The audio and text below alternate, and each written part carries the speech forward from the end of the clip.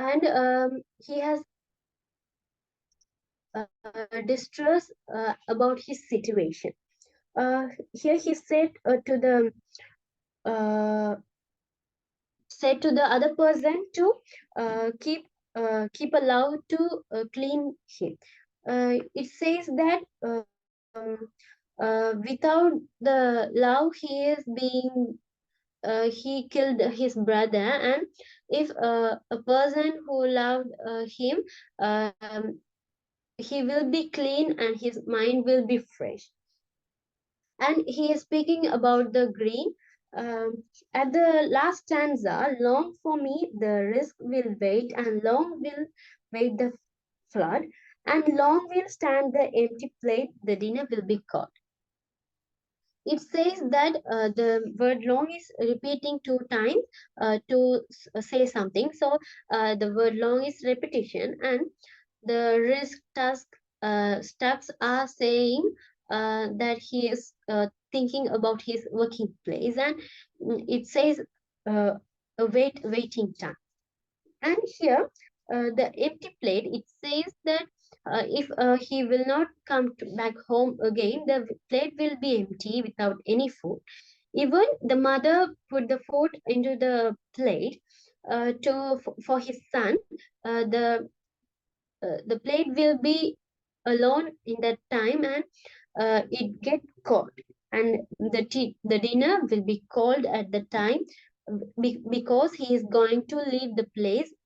Uh, Going to leave the place. Here, the uh, in the fifth stanza, the third line of the fifth stanza, Lamacide. The word Lamacide means a holiday celebrated in August 1st. It marks the wheat harvesting festival.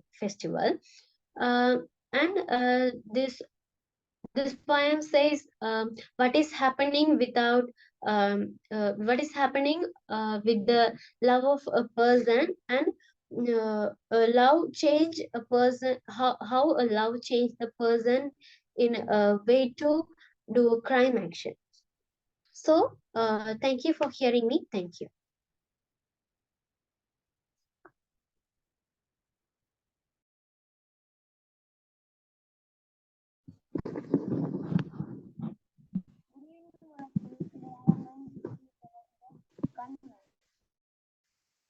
Gunsman. It was written by Edward Logan. He is a famous English poet. That withstand Hakwa is a famous hunter in his country. He hunted lion to his spear. Through in hunting, he found a skull of man. It is a stroking skull. Hakwa asked the skull, "How did it come here?" The skull tells. So he went to his home and he discussed his family what happened in the forest. So they decided to meet the king. So that day after, they appear in the king palace to meet the king and tell about what it happened in the forest. King heard that. He is laughing. What this nonsense? You found a talking skull. That is really or not really? He asking that. So he ordered two guards to come here and ordered you went to the Hakwa. Was written by Edward Lowery. He is lived in England. He is a famous English poet. That now we analyze the poem Gunsman. He is a famous hunter in his country. He hunted lion in the forest and bushes using a spear. hunting lion to using spear is not easy task. So he hunted. One day he found a stroking cull. So he asked that skull, how did come here? The skull tells that stroking brought me here. So huntsman, wonderful calculate that. So so he decided to return his home. He got to home and discussed family members. He decided to go to the king palace. So appear in the king palace after that day. He tells that what was happened there. The king heard that. He laughed. He goes, what the nonsense you talking? You found the talking skull. That is a lie or true. He said that true. So he ordered to guards to come here. So the two guards ordered that you go to the Hapwa to find the stalking guy to the king palace and tells about what happened in the forest. So the king asked that uh, about that. So king laughed that you what the nonsense you found us talking guy. That is lie or true. Hakwa said that it is true. Hakwa ordered to guards come here and go to with Hakwa to find the talking skull. He not find talking. He will not find talking skull. You must kill him. So Hakwa is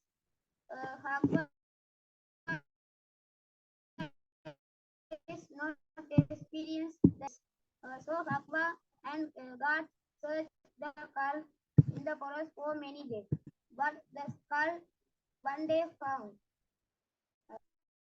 Hakwa asked the skull, how did come here? But the skull not speak. So he, so the guards killed the Hakwa to kneel down. He guards killed him. Use spears. The Hakwa died. So finally, then the talking skull asked the huntsman, how did come here? The dead man Hakwa told that talking brought me here. Thank you for your going to talk about in the topic of the poem The Earthen Goblet. This poem was written by the famous Indian poet and novelist and soul writer Harindranath Chattopadyay, and who was the brother of Sarojini Naidu, who was the Indian political activist who worked so hard to gain independence. Okay, let's go into the poem. When we see the first stanza of the poem, it says, "Oh, silent goblet, red from head to heel, how did you feel when you were being twirled upon the potter's field before the potter gave you the world?" Here, the poet, the speaker is the poet. Here, the poet is personifying the goblet by giving its human attributes and he is also descripting it from head to heel, and it gives also a human attributes. Also, the conversation between him and the goblet is also the example of personification. And also, he is starting his conversation in this first stanza with a silent and red silent goblet, which is red in color. And he is also asking it about the touring experience of the making of the goblet. We all know that there are many steps in making a goblet, like twirling, putting it in fire, and many things. Twirling is one of the step of it, and as the goblet has undergone that experience, the poet is asking its experience in the potter's hand. And moreover, here the poet seems to be highly attracted and uh, interested in the interested in the longing and the inner interested to know the inner feelings and the experiences of the goblet. And here the visual imagery is brought out in the stanza by the words like twirled. And also not only the speaker, but also we also feel extremely curious to know what the goblet replies to the poet. And moreover, in the second stanza, we can see that it says, I felt a conscious impulse in my clay to break away from the great potter's hand that burned so warm. I felt a vast feeling sorrow to be cast into my present form. Here we can see that the goblet is replying to the poet's question. And here the poet is just a passive listener. And uh, here the poet says, the goblet says that it felt a strong and sudden desire to break away and escape from the potter's hand.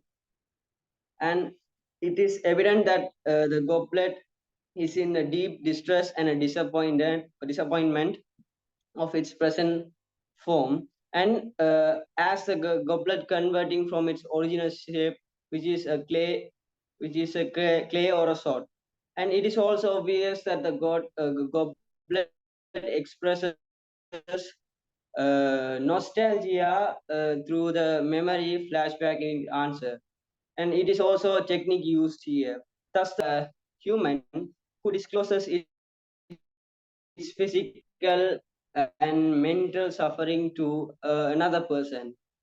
And here the goblet is like a human which expresses its agony and the suffering of its transformation from its original form, clay, to its to its man-made form, goblet. Okay, next, uh, it reveals that it and here the moreover the goblet is saying its experience here in this stanza. Before that fatal hour that was goblet sleep, I used to feel the fragrant friendship of a little flower whose root was in my bosom buried deep. Here this stanza is very deep and serious. And it also reveals the nostalgic feelings and the emotions of the goblet. It further emphasizes the fatal moment or fatal hour, uh, and that the clay became captive in the potter's wheel and turned into a quiet crimson goblet. Moreover, the goblet also remembers how it enjoys as a live member of the family of the nature. And here it is used to the clay is used to feel the sweet pleasant friendship of a fragrant flower. And the little flowers was deeply rooted in his deep bottom heart or chest. In literal sense, when we see its direct meaning, it says that the flower is buried under the earth. But when we see it in a deep and metaphorical way, it implies that the earth gives life to the flower and other beings. Not only flower, it also gives life to many things. And moreover, everything in the earth and on the earth are interrelated and correlated with it. And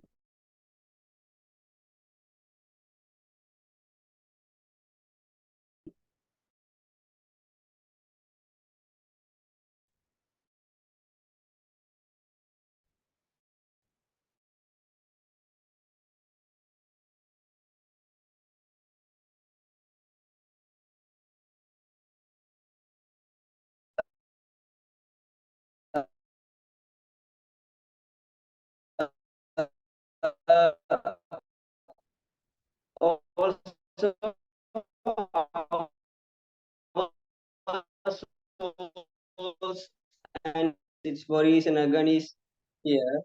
And when we see that stanza, the potter has drawn out the living breath of me and given me a form which is the death to me.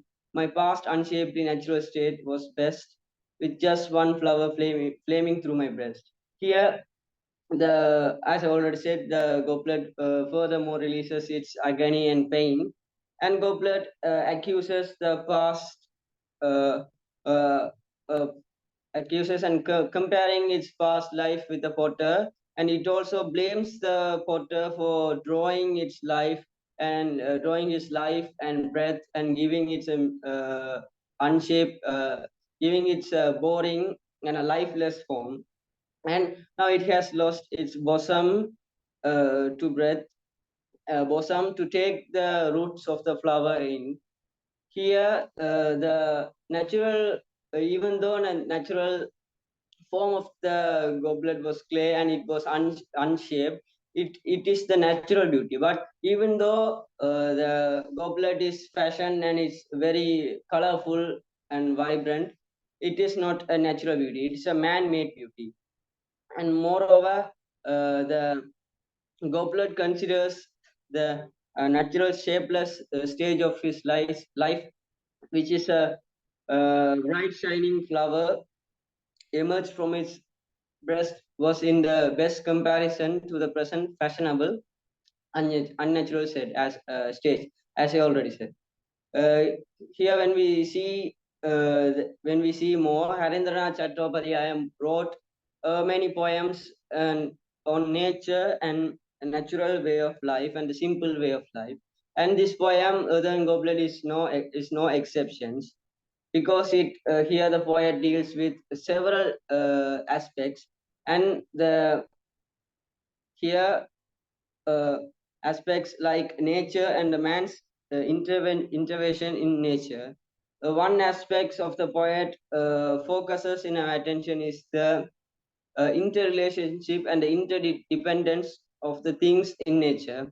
And the poet conveys that the theme is poetically and metaphorically uh, conveyed through his conversation with the earthen goblet. And the poet also asks the goblet how, just asked the goblet how it felt, but the goblet answered with uh, the poet just asked only one line, but the goblet answered with three stanzas. This shows that the agony and the pain and the anger of the goblet for the activity of the man. Here, moreover,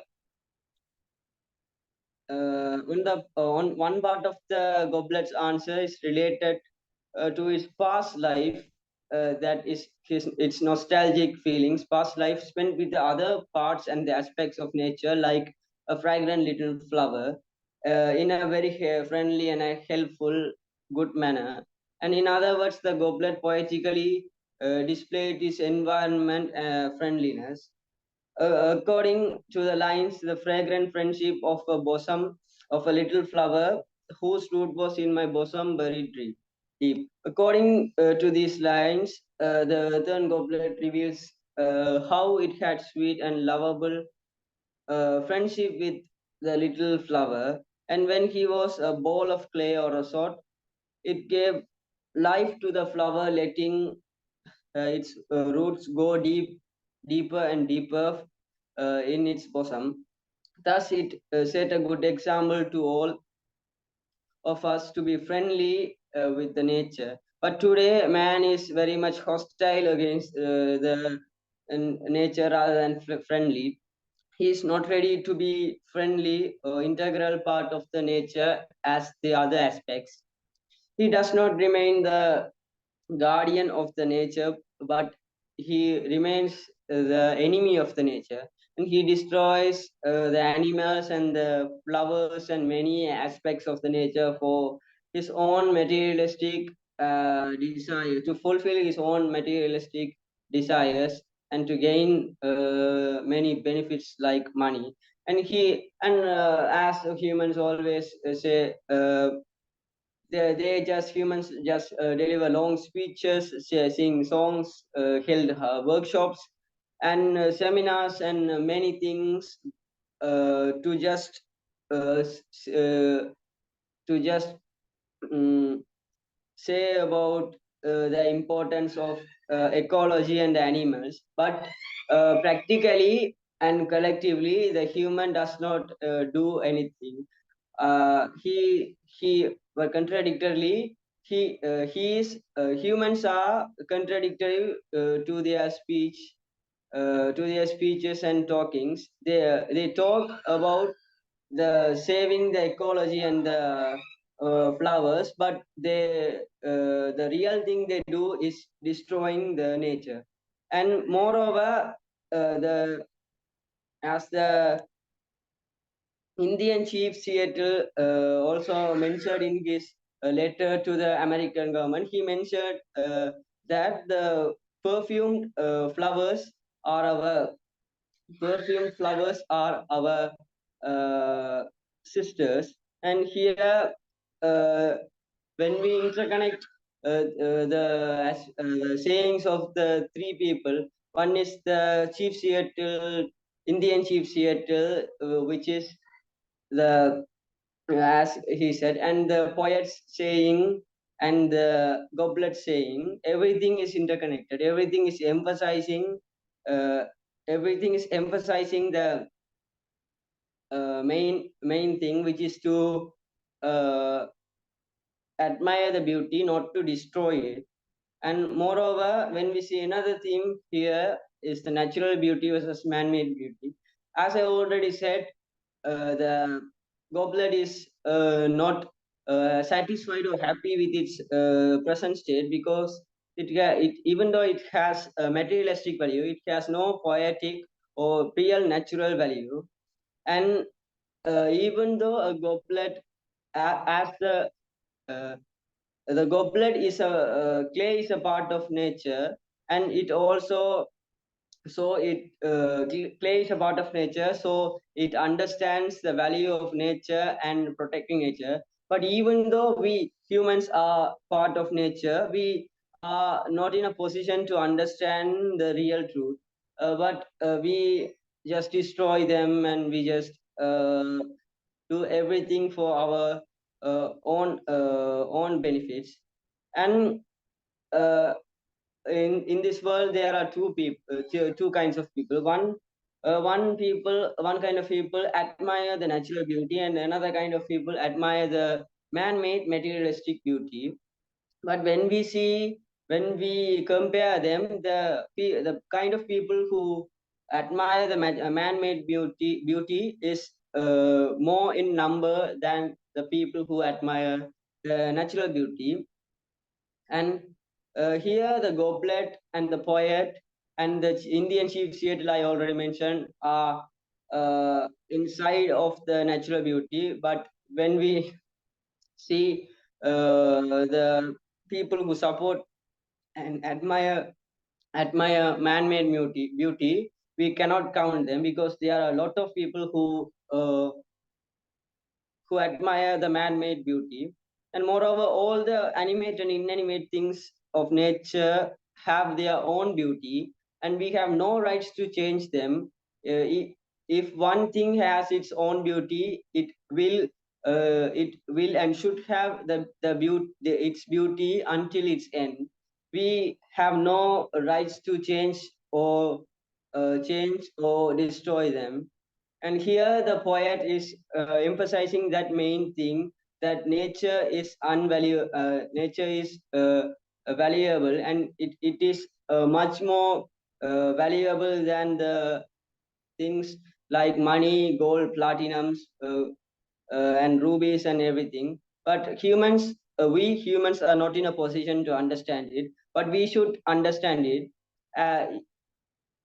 After all, clay after all, clay understands the beauty and the value of nature, but humans are not in a position to understand it. It is sad to see the state of the humans' mind. Thank you for hearing me. Thank you.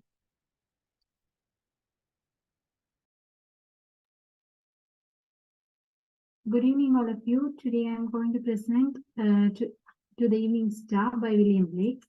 William Blake is a poet, painter, and filmmaker, and Blake is considered as a seminal figure in the history of the poetry in the romantic time. In the poem consists of total 14 lines. The lines do not rhyme together. For this reason, the poem is in free verse. In this poem, the poem centers on the evening star. However, the poet more specifically refers the goddess Venus. Venus is the second planet of the solar system and the sister planet of the Earth. It appears after the dusk.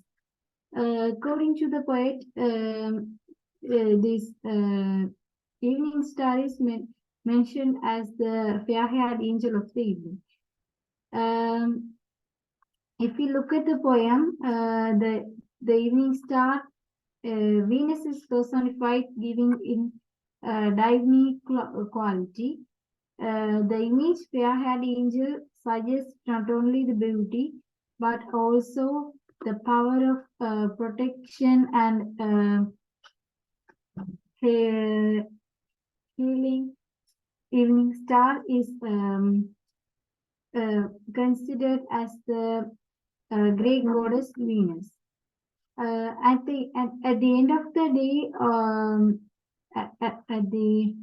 in the poem, the poet requests Venus to scatter evening dew on withering flowers, but blue curtains and silvery dew creates beautiful visual imagery in the evening time. Blue curtains, the color of the sky after the sunset.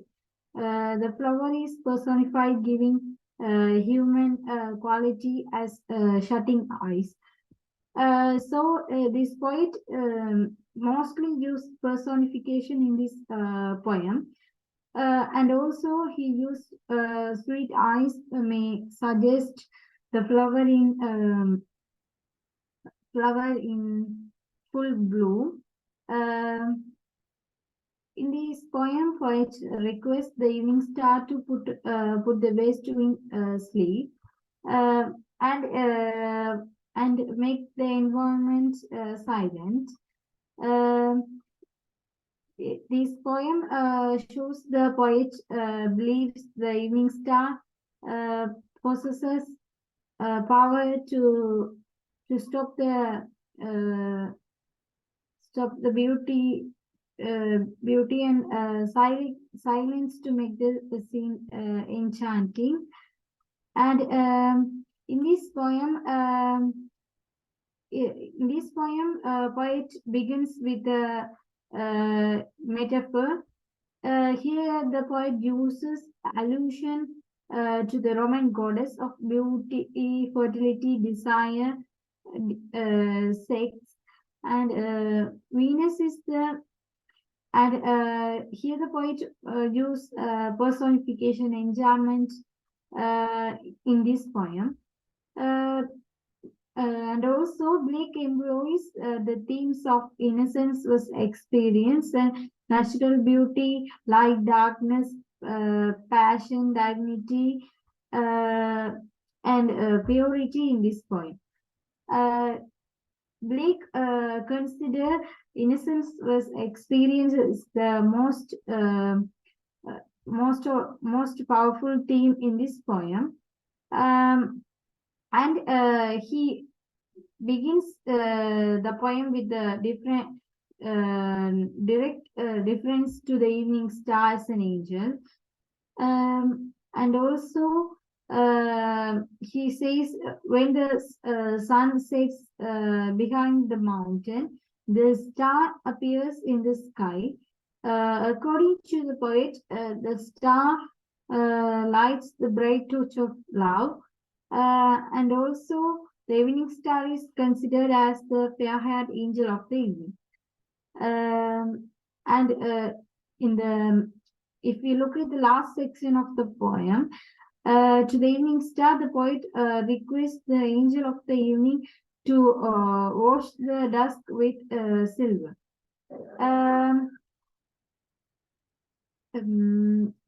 And also, the speaker tells the stars to smile at their loved ones, and it seems that the angelistic star becomes pleased to see her children in happiness.